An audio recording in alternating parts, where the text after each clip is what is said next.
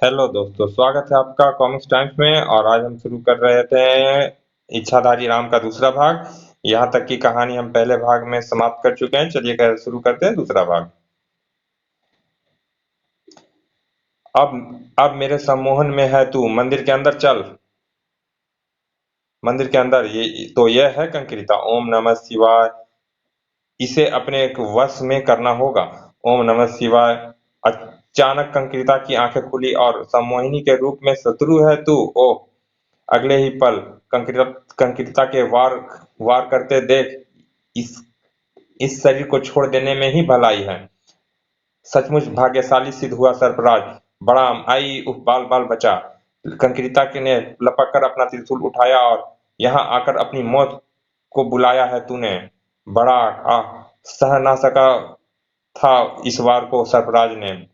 बड़ाम आया आई हो गया मृत्यु को प्राप्त। अचानक अगले ही पल त्रिशूल कंक्रीता के हाथ से छिन चुकी थी और कंक्रीता के कुछ समझने से पहले ही खचाक आ ओह!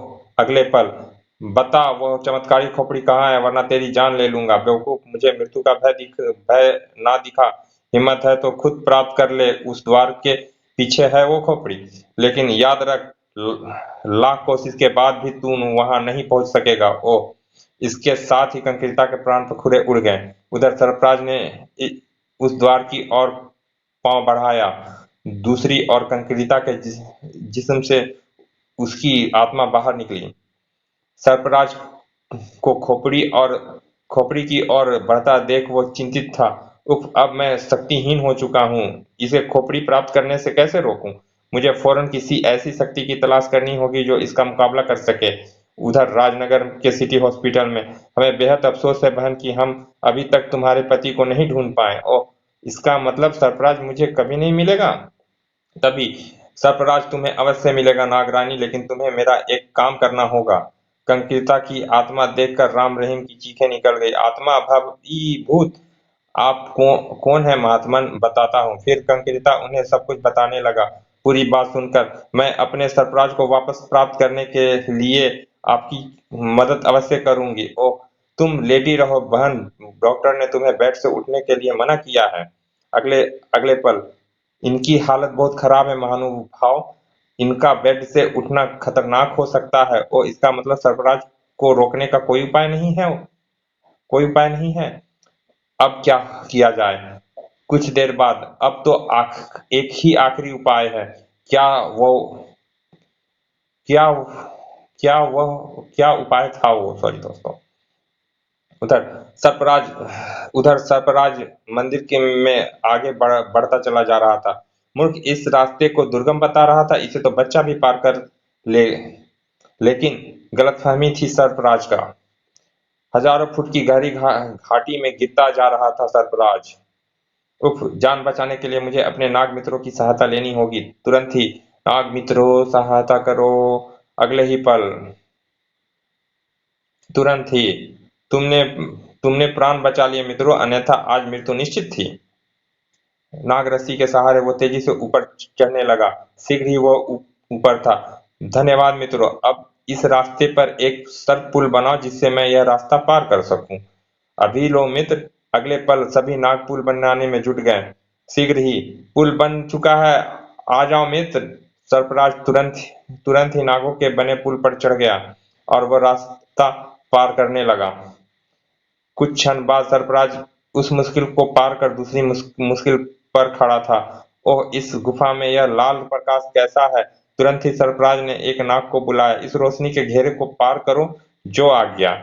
जैसे ही नाग रोशनी के घेरे में पहुंचा, सर सर सर खचाक! ओह! तो यह है इस लाल रोशनी का रहस्य। इन घातक तीरों से कोई अत्यंत सूक्ष्म जीव ही बचकर निकल सकता है। यह सोच सरफराज फौरन एक चींटी में परिवर्तित हुआ और वो रास्ता पार करने लगा। रास्ता पार करके वह पुनः अपने असली रूप में आ गया। दूसरी मुश्किल को पार कर अब तीसरी मुश्किल के पास खड़ा था सरफराज। ओह! आग का दरिया! बाज बनकर तीव्र गति से यह आग का दरिया पार कर लूंगा। बाज में बदलकर तेजी से आग का दरिया पार करने लगा सरफराज। लेकिन ओह! मुझे वापस लौटना होगा। यह आग बुझानी होगी। ऐसे में उसे याद आया वर्षा नाग मित्र। वर्षा नाग मित्रों, मदद करो। अगले पल वर्षा नाग नाग प्रकट हुए। पलक झपकते ही उनके मुंह से निकलते पानी सर्पराज के पंखों में लगी आग बुझा दी। मुझे इस आग के दरिया को पार जाना है, कोई उपाय बताओ। उपाय हमारे पास है स्वामी। तुरंत ही वर्षा नाग उड़न खटोला बन बन गए। उड़न खटोला तैयार होते ही, आइए हमारे ऊपर बैठ जाइए। जैसे ही सर्पराज नागों के उड़न खटोले पर सवार हुआ, वर्षा नाग पानी बरसाते हुए आग का दरिया पार करने लगे। आग का दरिया पार करके कुछ ही पलों में सर्पराज खोपड़ी तक पहुंच चुका था। यही है वह खोपड़ी। अगले पल सर्पराज ने वो खोपड़ी उठा ली। इस खोपड़ी को पाकर स्वामी बहुत खुश होगा। खोपड़ी पाकर वह तुरंत ही लौट पड़ा। जल्दी ही वो खोपड़ी किंग किलर के हाथ में थी। हा हा हा, मेरा बरसों का सपना पूरा हो गया। हा हा हा हा हा। अब मुझे विश्व सम्राट बनने से कोई नहीं रोक सकता। कोई रोक सॉरी दोस्तों, अब मुझे विश्व सम्राट बनने से कोई नहीं रोक सकता, कोई नहीं। फिर सभी दिव्य मणि प्राप्त करने के लिए रवाना हो गए। उसी क्षण कंक्रीता व राम रहीम वहां पहुंचे। यही है वे शैतान जिन्होंने सर्पराज को अपना गुलाम बना रखा है। तभी कंक्रीता चौंक पड़ा। ओ सर्पराज खोपड़ी प्राप्त करने में सफल हो गया। अब यह शायद दिव्य मणि प्राप्त करने जा रहे हैं। उ, उन्हें जाकर रोको राम, वरना अनर्थ हो जाएगा। ठीक है। अगले ही पल, ठहर जाओ, हमारे होते हुए तुम नागमणि तक हरगिज नहीं पहुंच सकते। उन्हें पहचानकर सारे चौंक उठे। राम रहीम, राम रहीम, हाँ राम रहीम, तुम जैसे देश के दुश्मनों के काल। बहुत शिकस्त खाई है मैंने तुमसे, लेकिन आज जिंदा नहीं बचोगे। दूसरे क्षण, सरफराज खत्म कर दो इन दोनों को। मौत बनकर सरफराज आगे बढ़ा। रुक जाओ सरफराज, हम तुम्हारे दुश्मन नहीं दोस्त हैं। हम तुम्हें तुम्हारी पत्नी से मिलवाने आए हैं सरफराज। हा हा हा, सरफराज नहीं रुकेगा। वाकई सरफराज के कदम नहीं रुके। यह तो रुक ही नहीं रहा रहा कुछ करो राम भैया। लगता है अब मुझे अपनी इच्छाधारी शक्ति का प्रयोग करना होगा।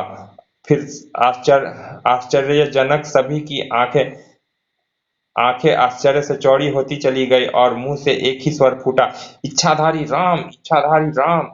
इच्छाधारी नागिन की शक्ति अब राम की शक्तियां थी। तुम्हें रुकना ही होगा सर्पराज। और ये यही था कंक्रीता की आत्मा का वो आखिरी उपाय। सर्पराज भी कम न था। उसने भी बदल बाल की फुर्ती से अपना रूप बदल लिया था और दो चमत्कारी शक्तियों आपस में टकराई। सर्पराज का घातक वार साएं, मगर बेकार साएं। अब बारी थी राम की। तड़ाक। इच्छाधारी शक्तियों के साथ साथ कुंफू और जूडो कराटो का भी माहिर हूं मैं। इसे स्नेक हैंड कहते हैं। ओह, यह मंकी स्टाइल। ओह, और यह है टाइगर क्लॉ। ओह, और इसका नाम धोबी पछाड़ है। धड़ाक। ओ, बोल प्यारे, मजा आया कुछ। राम के वारों ने सरफराज की हालत खराब कर दी थी। उसके उसके उठते ही राम ने उसे जकड़ उसे उसे फिर जकड़ लिया। अगर नागरानी को अपनी बहन ना कहा होता तो आज तेरी खाट खड़ी करके बिस्तर गोल करके छोड़ता। ओह, तभी किंग किलर ने अपनी गन राम की तरफ तान दी। बस बहुत हो गया राम, सरफराज को छोड़ दो वरना गोलियों से छलनी कर दूंगा। और राम भैया की मदद करनी चाहिए। दूसरे दूसरे ही क्षण रहीम का कंप्यूटराइज हाथ उसके शरीर से अलग हुआ, जिसके जिससे अपने कंट्रोल में जिसे जिसे अपने हाथों में थमे रिमोट कंट्रोल से स्वचालित कर रहा था रहीम। रहीम और उसके कटे हाथ के बारे में जानने के लिए पढ़े विनाशदूत करकरेटा, आकाश का जादूगर और शैतान का टोप। अब तड़ाक। ओह, अब दो बड़े बड़े आदमी आपस में लड़ रहे होते हो तो बच्चों को बीच में टांग नहीं अड़ानी चाहिए। हरामजादो, देख क्या रहे हो। छलनी कर डालो इसे। कोई कुछ कर पाता इससे पहले ही बिजली बन गया गया रहीम। गन चलाना बच्चों का काम नहीं। तड़ाक तड़ाक। रहीम का हाथ हाथ भी पीछे ना था। अरे अरे मेरे बाप, छोड़ दे मुझे मेरी पैंट गीली हो गई। वाह प्यारे वाह। तड़ाक। आह आह आह। रहीम और उसका हाथ किंग किलर और उसके साथियों के लिए कहर बन चुके थे। तड़ाक। ओह तड़ाक। आई तड़ाक। आह। जबकि राम इसे बेहोश करने के लिए इसकी गर्दन की विशेष नस दबानी होगी। तभी अचानक ढेर सारा जहर राम पर उगल दिया सर्पराज ने। ओह! राम बेहद तेजी से संभला। जहर फेंकता है मैं जहर फेंकता है मैं भी जानता हूँ, जहर फेंकना मैं भी जानता हूँ। फू! जहर का जवाब जहर से दिया था राम ने। इसे पार नहीं पा पा सकूंगा मैं, मुझे भागना होगा। भागने के लिए रूप बदला सर्पराज ने। ओह, यह भागना चाहता है, लेकिन मैं ऐसा हरगिज नहीं होने दूंगा। उधर बाज बने सर्पराज ने उड़ान मारी और इधर भागने नहीं दूंगा तुझे। उफ! ओह! तड़ाक! क्यों प्यारे, मजा आया? लेकिन अचानक तड़प उठा राम। ओह! इसका शरीर तो आग की तरह तपने लगा। वह सरफराज को छोड़ने के लिए विवश हो गया। आजाद होते ही सरफराज ने हाथी का रूप बदला और राम के कुचलने दौड़ा। ओह! यह मुझे मुझे कुचलना चाहता है, लेकिन राम भी राम था। खतरा भांपते ही वह एक मक्खी में बदल गया। ओह! यह तो मेरा भी बाप है। मजबूर हो सरफराज को असली रूप में आना पड़ा। इस पर विष ज्वाला का वार करना चाहिए। इस बार सरफराज ने प्रयोग की भयानक विष ज्वाला। फू! अब तो यह रोकने के लिए अब तो इसे रोकने के लिए छल से ही काम लेना होगा। अगले ही पल फू! कैप्सूल ने तुरंत अपना असर दिखाया। ओह ओह! अब इसे बेहोश होने से कोई नहीं रोक सकता। राम को सोचना सही था। कुछ पलों बाद उधर रहीम भी अपना काम बखूबी अंजाम दिया था। तुम्हें बेहोश करने के लिए मेरे उल्टे हाथ का घुसा ही काफी है। तड़ाक! ओह! फिर वह राम की तरफ पलटा। राम भैया, तुम्हारी तुम्हारी तरह हमने भी अपने दुश्मनों को आठों खाने चित कर दिए। तभी कंक्रीता की आत्मा वहां पहुंच चुकी थी। सरफराज के मस्तिष्क में एक यंत्र लगा हुआ है, जिसके कारण यह किंग किलर का दास बना हुआ है। इसे इसे तुरंत निकालने का प्रयत्न करो। यह तो ऑपरेशन से ही संभव हो सकता है। हाँ, इसे तुरंत उठाकर शहर ले चलो। तभी किंग किलर को होश आया। यह मेरी सबसे बड़ी हार है। मैं इन्हें जिंदा नहीं छोड़ूंगा। तुरंत ही, हा हा हा हा। अब तुम में से कोई जिंदा नहीं बचेगा। मैं वो नागमणि पाकर ही रहूंगा। ओह! हैं? तभी राम ने विद्युत की सी तेजी से अपना रूप बदला और फू! तुझे जीने का कोई अधिकार नहीं है, कुत्ते फिस। ओह! किंग किंग किलर को समाप्त करने के बाद राम बाज के रूप में परिवर्तित हुआ। कुछ पलों बाद राम राम भैया, मैं सोच रहा हूँ तुम्हारे बल पर एयर इंडिया जैसी एक कंपनी खोल लूं, जिसे तुम एयरबस का काम करोगे। चुप बे, ज्यादा टेटे करेगा तो अभी नीचे फेंक दूंगा। कुछ देर बाद सिटी हॉस्पिटल में। ओह! सरफराज को होश आ गया। अब ऑपरेशन सफल हो गया हो तो हम कहाँ हैं, हमें क्या हुआ था? तभी उसकी दृष्टि नागिन पे पड़ी। प्रिय, तुम यहाँ, हम कहाँ आ गए हैं? ओह, यह मनुष्य, यह सब क्या है प्रिय? ओह, शुक्र है इसका मस्तिष्क ठीक हो गया। इच्छाधारी नागिन सरफराज को सब कुछ बताने लगी। पूरी बात सुनकर, हम आपका उपकार जीवन भर नहीं भूलेंगे मित्रों। यह तो हमारा एक बहन के प्रति कर्तव्य था सरफराज। भैया, आज के पश्चात तुम्हें जब भी हमारी आवश्यकता पड़े, हमें याद कर लेना, हम प्रकट हो जाएंगे। जरूर बहन। फिर दोनों वापस चल दिए। अब मैं भी चलता हूँ। मैं दिव्य मणि को हमेशा के लिए अपने साथ ले जाऊंगा, ताकि फिर उसके लिए विनाश ना हो। प्रणाम मुनिवर। तुरंत ही कंकृता की आत्मा लुप्त हो गई।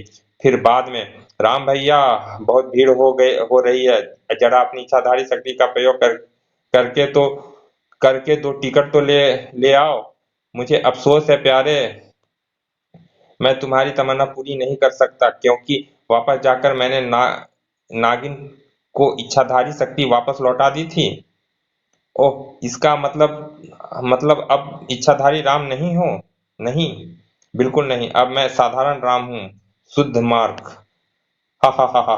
राम के कुछ ऐसे ढंग से कहा कि रहीम ठहाका लगाए बिना ना रह सका। हा हा हा हा। समाप्त। चलिए दोस्तों, ये कॉमिक समाप्त होती है। और हमारे चैनल को सब्सक्राइब करें। अगर मुझसे कुछ गलती हो रही हो तो उसके लिए क्षमा चाहूंगा। और कोशिश करूंगा कि मैं और मेहनत करूं आपके लिए और आपके लिए और भी अच्छी-अच्छी कॉमिक्स अपलोड कर सकूं। तो चलिए दोस्तों, मिलते हैं किसी और कॉमिक किसी और भाग में। तब तक के लिए विदा, समाप्त।